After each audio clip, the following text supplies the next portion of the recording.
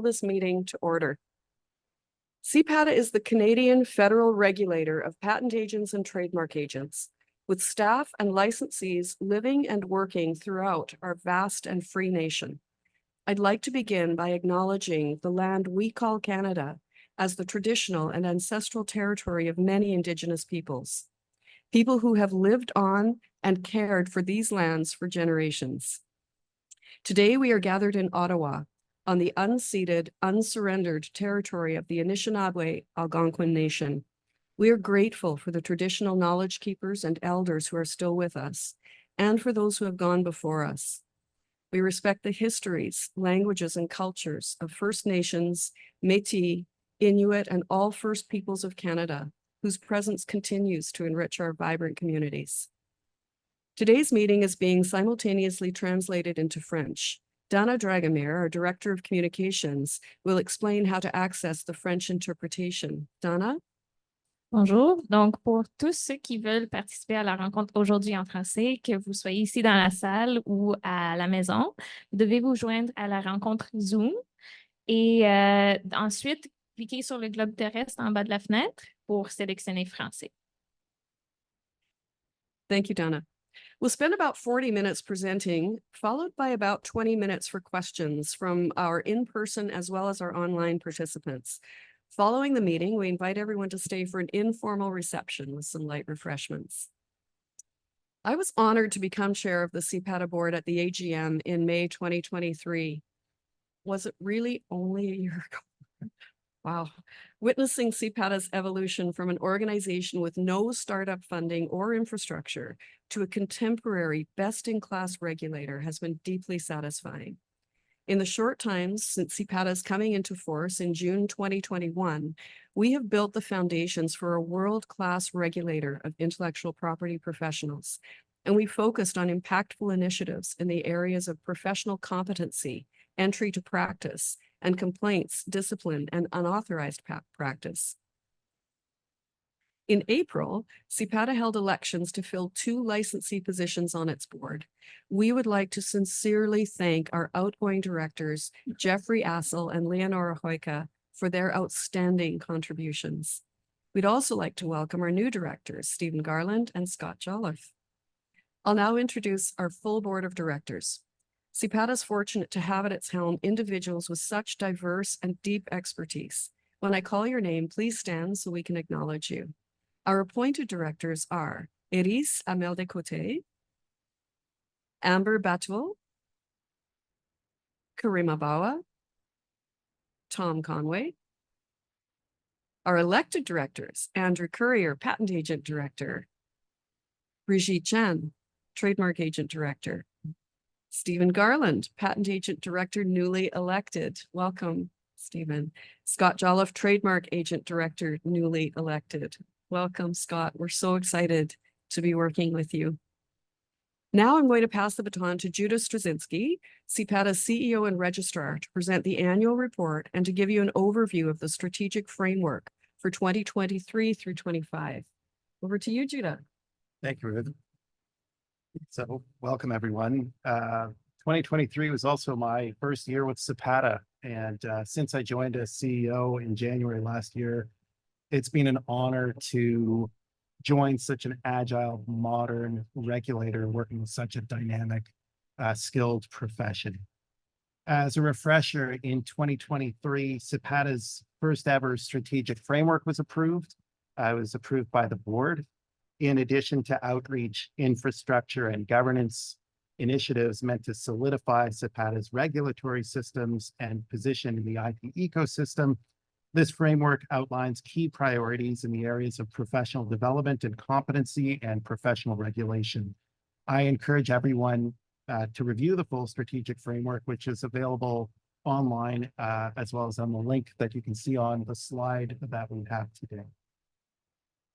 We submitted our annual report for 2023 to the minister earlier this year, and it was tabled in Parliament in May. In presenting our annual report for 2023 here today, I'll do so with a brief overview of some of the key accomplishments of 2023 as they align with the strategic framework. The annual report, by the way, is also available in its entirety in English and French on CPATA's website.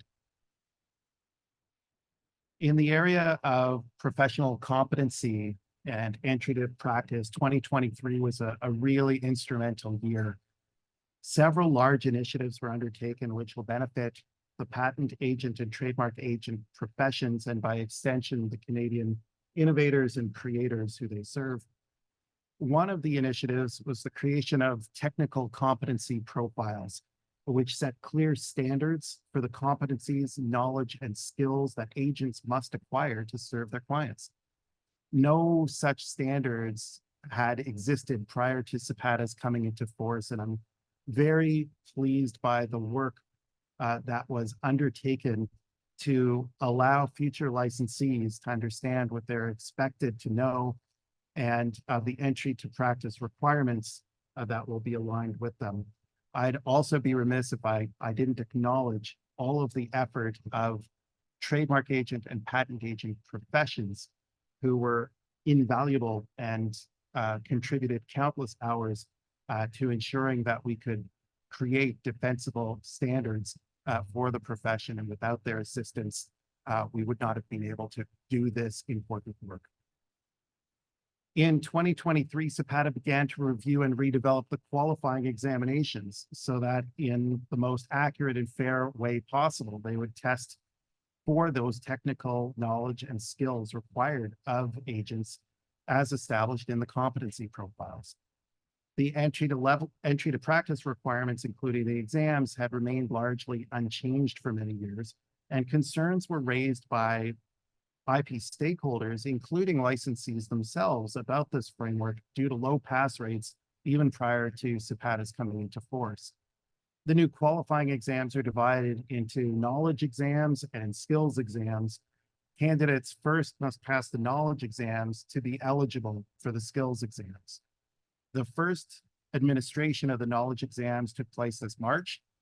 We're pleased to see that pass rates for these exams were significant, reflecting the clear standards and defensible standards for the profession's improved candidates' abilities to demonstrate their competency.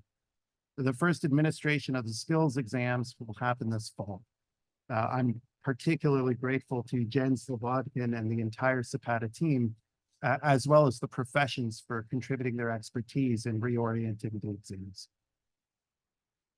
In 2023, CPATA also undertook a bylaw amendment project with several objectives. One of the main ones being to make changes to the license classes. As of May of last year, CPATA had 4 license classes. CPATA created a new license class, now our class 4 license class, and made changes to the class 2 class, which became a restricted license. The class 2 is available for agents seeking to practice as an agent, hold themselves out as agents, but who do not present and prosecute before the Canadian Intellectual Property Office. The class 4 license is intended for inactive agents, such as those who are retired, on sabbatical, on paternity or caregiver leave, etc. The new license class structure also included a significant change in class 1 licensing fees. Compared to annual report 2023 numbers, as of May 6, 2024, CPATA saw a slight increase in the number of class 1 patent agent licenses. We're at 906 from 887. We saw a slight decrease in the number of class 3 patent agent in training licenses, 142 from 166. That might be attributable to the changes made to the qualifying exams, which enabled some of these trainees to progress more quickly through the licensure process. A migration of licensees from the previous class 2 category to the new class 4 inactive license, also following the bylaw changes.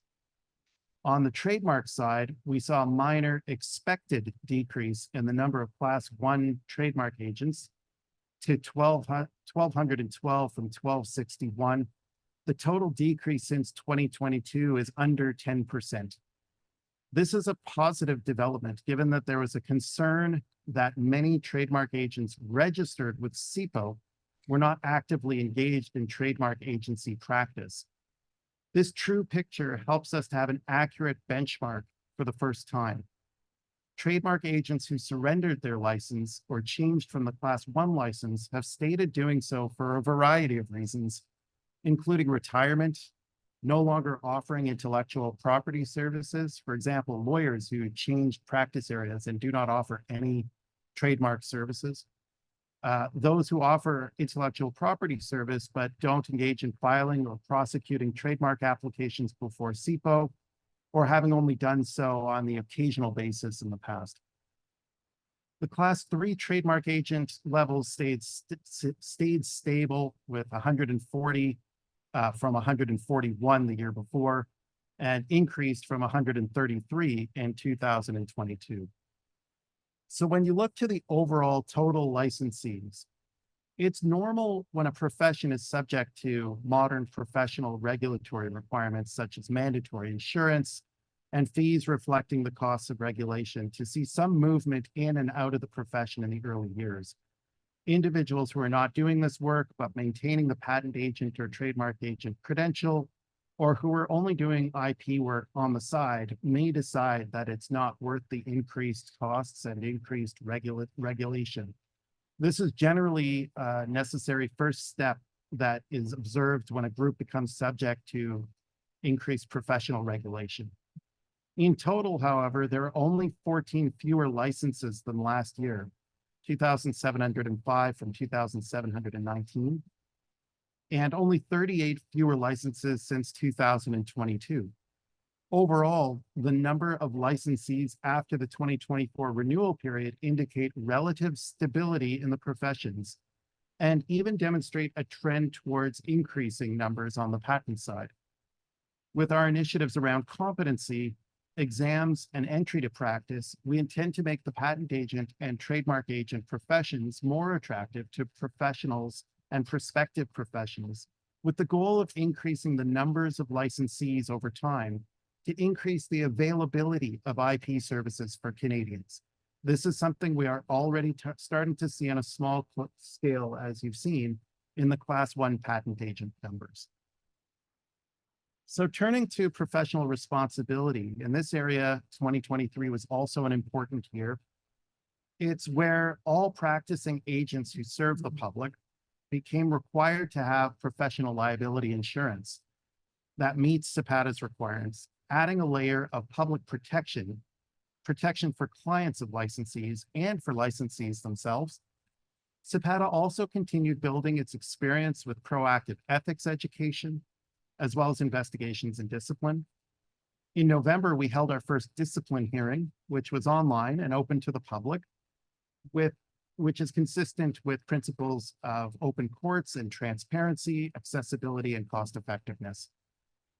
In total, we received 12 agent conduct inquiries in 2023, 10 of which were resolved through early resolution mechanisms at the staff level, and 2 of which were referred to the investigations committee.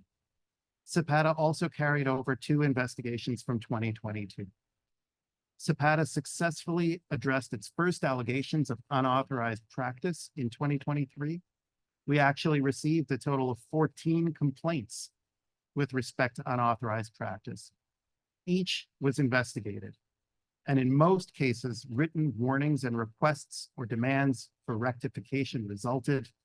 And I'm pleased to say that we did have several positive outcomes from that work we are doing around unauthorized practice. I'm now going to pass to Sean Walker, CPATA's CFO, to talk about our audited financial statements for 2023 and to give an update on the 2024 budget. Thanks, Judah. As Judah said, today I'm going to give a very high-level overview of the financial statements and audit from 2023, and then touch on kind of an intro to the budget for 2024. Okay. So the financial results for 2023 were relatively favorable. The budget was very tight. We had a $0 budget, meaning we really didn't have any room built in there to build our reserves, to increase those over the years. And we were able to manage the year well financially and ended with a small deficit of about $12,500. The Audit and Risk Committee met with the auditors from Grant Thornton in mid-March and recommended the approval of the statements to the board. And they were subsequently approved on March 22nd. And although we're just going to go over a few of the high level items today, the full copy is posted on CPATA's website along with supporting schedules as well. We did have a clean audit opinion. So for accountants, that's what we aim and achieve, try to guide for. So the financial statements were presented fairly in all material respects. The financial position of CPATA at December 31st, 2023. And just as a reminder or a note, CPATA is a not-for-profit entity for income and for accounting and income tax purposes. Therefore, we're not subject to income tax, but we still do have to file an annual return with CRA. And we do follow the Canadian Accounting Standards for Not-for-Profit Organizations, or ASNPO. Just to highlight a few areas of the finances from 2023. First, we're going to talk about the college's financial position. So this is shown in the balance sheet / the statement of financial position. On the asset side of the ledger, we had just under $500,000 on that side, mostly made up of cash with a few smaller amounts for a GST receivable, some prepaid expenses and capital assets, which are the computers that you see here today. For the amounts owing in the liability section, they've just total just under $200,000. This is mostly related to invoices received in early January relating to 2023, and also the payments that we make to committee and board members for their work on a lot of the programs and projects that are ongoing. So those were paid out in early 2024. The net assets or reserve balance that we're going to talk about, the small deficit, the 12.5, did reduce the amount from just over 300,000 down to 292. So this figure is much lower than the targeted levels that we're going to talk about when we talk about the budget for 2024, and you'll see where those come from. Then a quick rundown of the financial operations for 2023. So like the income statement type of items. So revenues decreased slightly from 2023 or in 2023 compared to 2022. This was mostly due to the expected small reduction in the number of licenses that Judah had mentioned, or licensees that Judah had mentioned earlier, and the change to the Class 3 renewal program and a change to the exam program as well. One of the positives is that we were able to take some of the licensee fees received early in the year and invest in a couple of short-term GICs. So we were able to earn some interest during the year, and we were able to maintain the program and services while our overall expenses still dropped slightly from 2022 to 2023. We had to be very conservative and manage the budget very tightly to ensure that we didn't have any extra or extraordinary expenses, and anything that was within our control, we were able to keep it at the lowest level. And then the largest areas of expenses still relate to staff and outsourced support, salaries and compensation, board and committee remuneration, and meeting costs and legal fees on the discipline side. Okay. So now as we look at the 2024 budget, this is really the first year or the start of CPATA's multi-year plan to build the financial reserves that I mentioned. We did a lot of work in 2023 with the Audit and Risk Committee and then the board to try to work on to establish what those reserve levels should look like. So where we landed was for an operating reserve, a target of 6 months of operating expenses, which is just about 1.5 million. And then for a professional regulation reserve, we went with 750,000, which we estimate to be the cost of 1.5, maybe 2 extraordinary discipline cases that have to be reviewed each year, for a total of $2.25 million of reserve, which is that final goal. So as I mentioned, where we're at 292,000 now, we're really just under 2 million short of target. But the budget this year was built with a plan to add at least 350,000 to that reserve number. And then any additional surplus would go right to the reserves as well. And that would get us, we figure, but around 35 to 40% of that final number by the end of 2024. Under the revenue side, as we had mentioned, there were some changes to the classifications and fee amounts included in the 2023 bylaws, including an increase in the Class 1 fee and the introduction of the Class 2, the new type of Class 2, the restricted license. As was mentioned, we've seen the introduction of the knowledge exams in March this year. So we've got 2 revenue streams now in March and then in the fall. And we've the additional fees that we've collected, we've already put into a GIC this year. So we expect to see some additional interest income. The expenses, so really this year, it's a focus on the continued development of numerous programs, specifically the exams and competency initiatives, the pathways work, and a new focus on the discipline program where Victoria is working on that as well.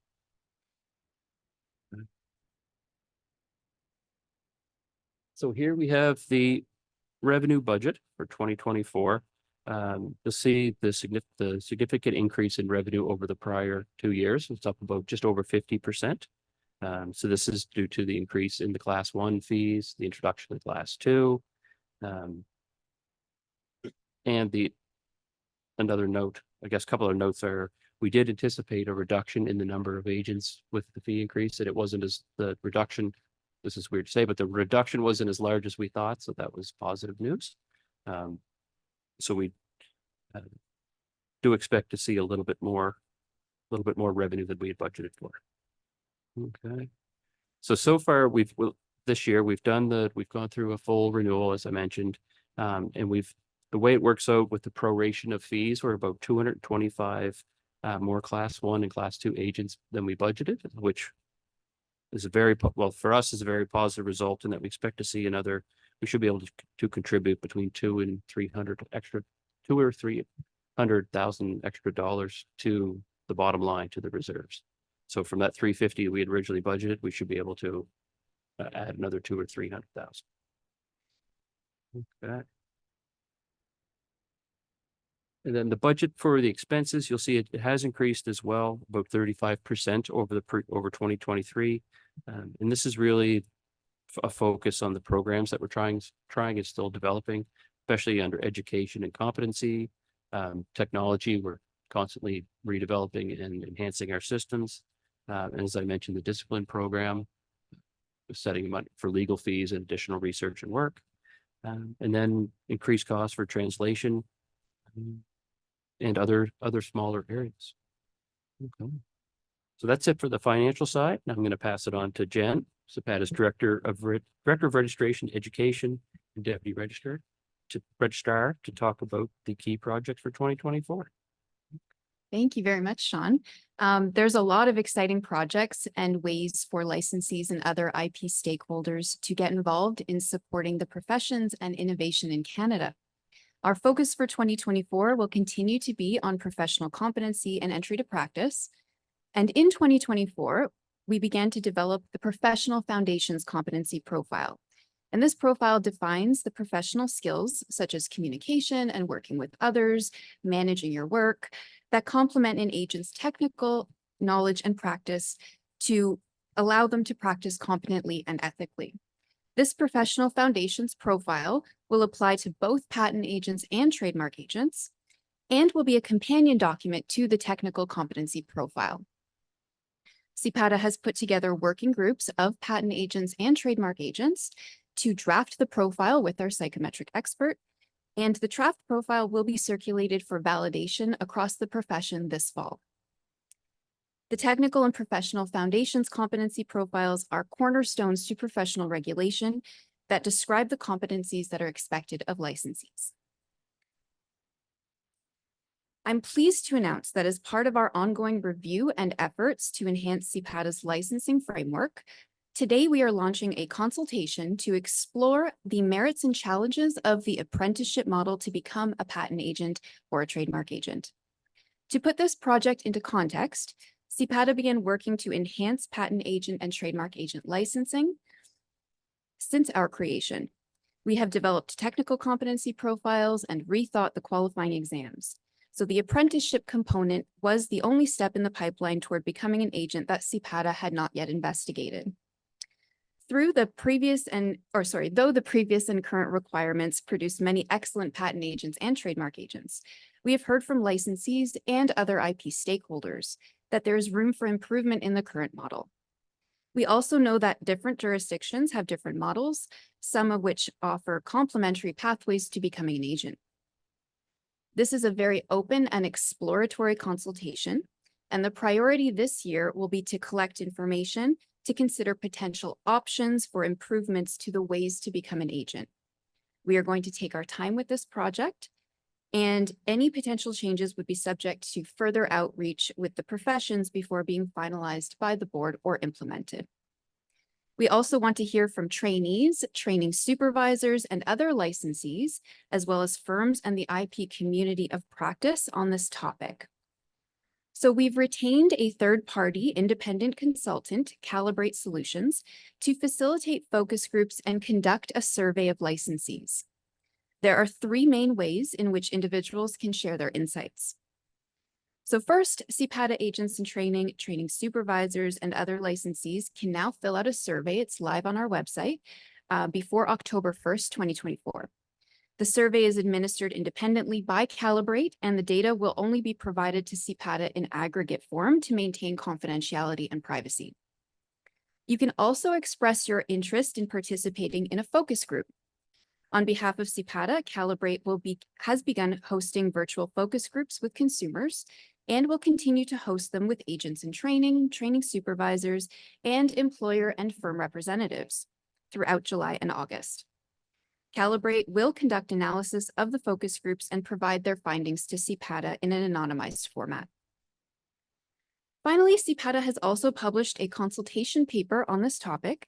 Organizations and individuals are invited to provide written submissions to Ashley Major at Calibrate Solutions before October 1st, 2024. Written submissions by individuals will be shared with CPATA in an anonymous format unless you indicate preference that the submission be made in your name. However, written submissions made by organizations will always be provided to CPATA with attribution. We will be sending an email with all of the details and links to participate to the entire profession and to the public mailing list, the stakeholders mailing list very soon. Now I'm going to pass it back over to Judah to conclude today's presentation and open the floor to questions. Thank you. Thanks, Jen. So before I open the floor to questions, I just want to thank everyone who came to our AGM today in person, and thank those who are online, I guess, over there. Thank you for coming.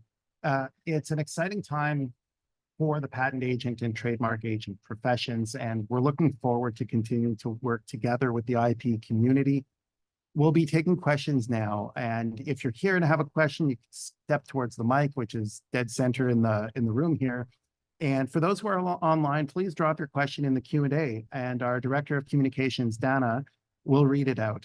And if we don't get to your question, we've got lots of time today, but if we don't get to your question, please just email us at info@CPATA-CABAMC.ca, and we'll answer it as we did last year. So the floor is now over to all of our attendees. Thank you. We can start with a question from online. Let's do it. Jen, can CPATA clarify why the multiple choice exams are only held once a year, and why is it in March? Is this expected to change? Thank you for that question.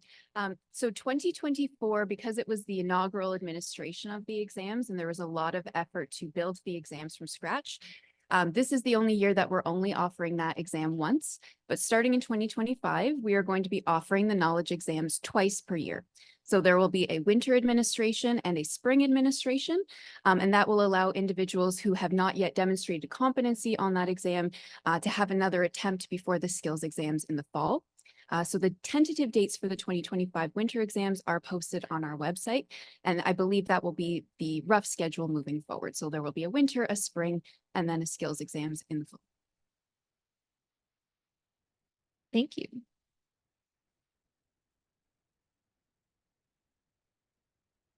Sean, can you go back to the last slide you presented? I'm just looking at the annual report online, and the legal fees categorization is different numbers, I think. The total is the same. So I just wonder if you're including something within legal fees in one area that's not included in the other. I could have been reading it wrong. Just go to 2023, the 2219 total. You had it. No, sorry. That one there. So is this thought I saw one that was the legal fees. The one that had The- 2219 is a total. Yeah, there we go. Legal fees, 2023, 263 grand. So just on the website, it says 379 on That- annual, on the financial report that's online. I believe that is what we've done is reallocated some of the outsourced people. So for legal and accounting fees, they were in for the budget, we had them now in the number above in the salaries, benefits and contracted staff, but for the year-end financial statements, they were included in legal fees. So there isn't, so is there another line item in the 2023 column that is considered legal fees for the purpose of the one you posted online? Yeah, yes, some part of the 1,023,000 in salaries, part of that was actually legal fees on the year-end statements. Oh, okay. Yeah, So so it's, the two in, like those two numbers in aggregate will balance, but it's just an allocation of our outsourced legal. okay, so that allocation within legal fees line item, you're saying is now being done in 2024? Yes, what was legal fees for Victoria's fees for her legal services in 2023 were recorded as legal fees. And in 2024, we budgeted them for Victoria in my services up Okay. under salaries. And That's great. Can you explain Victoria? Is she external firm? Yep. Yeah. Right there. Okay. Yeah. Okay, so. Yeah. Yeah, okay, So, okay. and let me be clear, it's not just Victoria. Over time, we've had other outsourced part-time assistants on the legal function, but it's predominantly been Victoria. Victoria is basically a part-time support to CPATA. She is also practicing at a firm, Pink Larkin, in Halifax. And we have a standing retainer with Victoria for services for CPATA. Okay, so it's gonna be consistent with what you're reporting online in the future. Yep. Okay, thanks. Sure. Thanks, Victoria.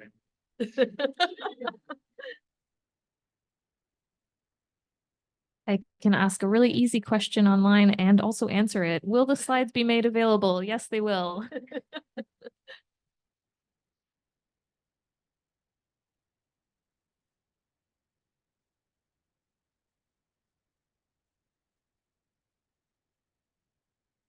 Now we don't have other questions online. Why don't we give it a couple more minutes? People can reflect on all the information that they've taken in, and those online as well. And if we don't have anyone come to the mic or join us online, then we'll wrap a bit early and have a reception, but we'll give it a couple more minutes.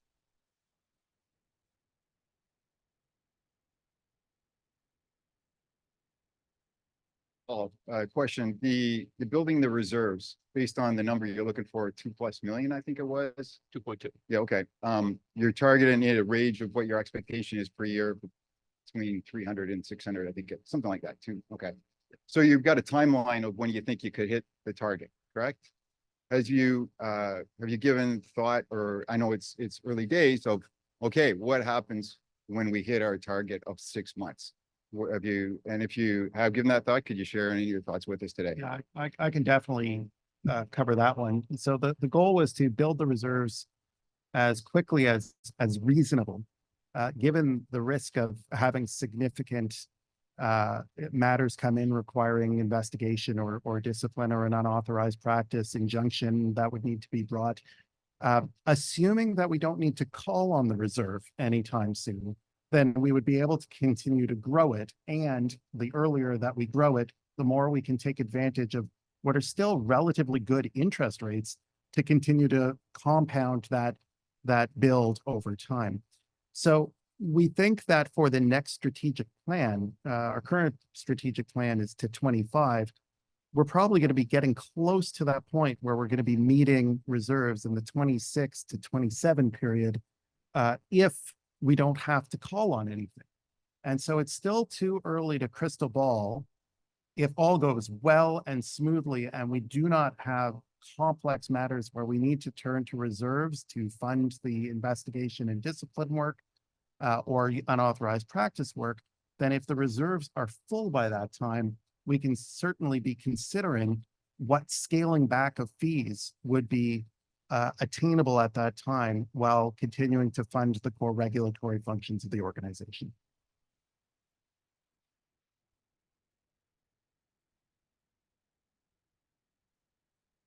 I can ask a question from online. This is regarding the apprenticeship consultation. What are some examples of other jurisdictions' training programs that CPATA is investigating?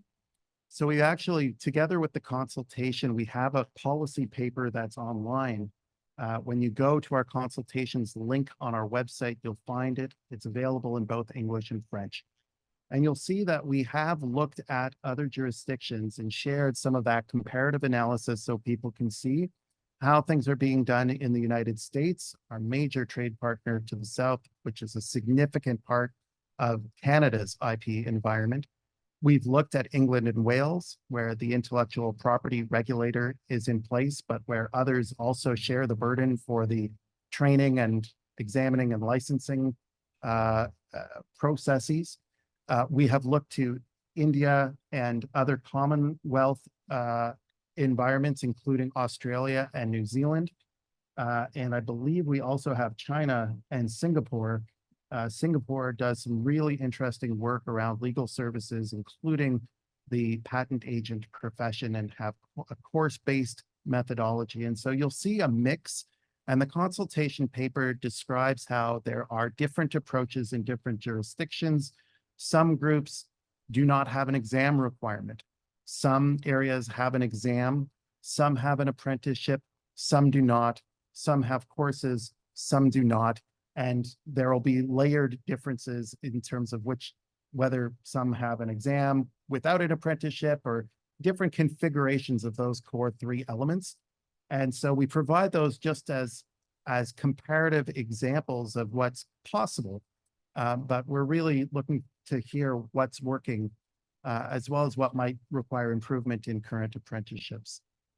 I could spoil the paper as well and tell you that it also describes the history of the Canadian paths, which have changed over time in terms of the amount of time required during an apprenticeship. And we go through that history so people can understand how we got to where we are today. And that's available online, right? Yeah, it's all on our website now. And we're looking forward to hearing about the experiences in the profession.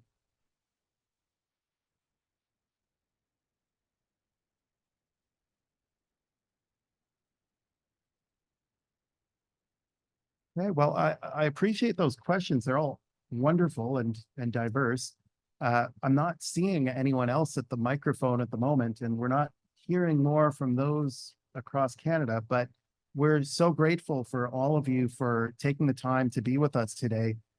We appreciate that this was your time and you could be doing anything with it. And so we appreciate the opportunity to engage with you. And for those of you who are with us, we're going to have a short reception. We do have a board meeting that's starting a bit later this afternoon, but we do have some time where we can socialize and have some offline chats as well. And we are looking forward to it. So thank you all for coming, be it in person or virtually. And let's continue the conversations. Thank you. It's